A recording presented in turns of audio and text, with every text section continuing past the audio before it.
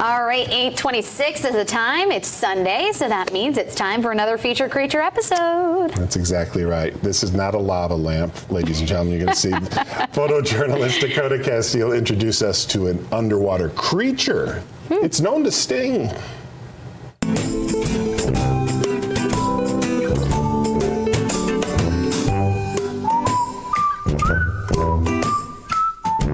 This week's featured creature is somewhat out of this world. Check out how this form of zooplankton is able to survive without most vital organs.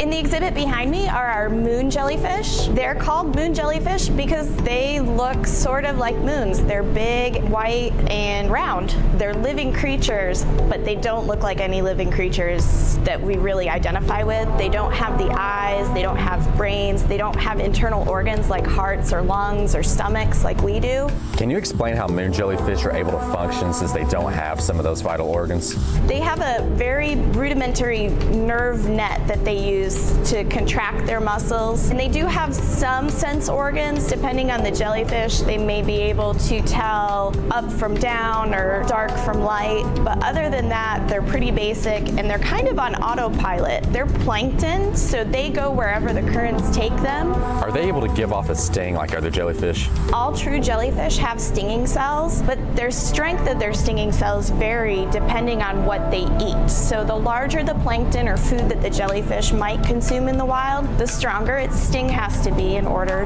to consume and catch that food. The moon jellies behind me typically feed on really small plankton, so their sting is considered mild or moderate depending on where they might be. You may see these guys washing up on the beach. They're really cool if you do. They're really beautiful. Sometimes in the wild they have this really gorgeous purple color, and that comes from the food that they're consuming. How are they able to digest their food once their prey has been caught? With the moon jellies, the mouth is located right in the middle underneath the bell, and it's surrounded by 4 thicker appendages called oral arms. The food passes up those oral arms and into the mouth, where it's digested in very basic stomachs. They're more like pouches that just kind of absorb the nutrients and break down the food from them. And when they're done digesting that food and they've gotten everything that they need from it, the food passes back out through the mouth. More is known about the moon than the deep ocean and some of the habitats that moon jellyfish can be found in. For this week's featured creature, I'm Dakota Castile. The moon. See, now we're talking. It looks like a lava lamp.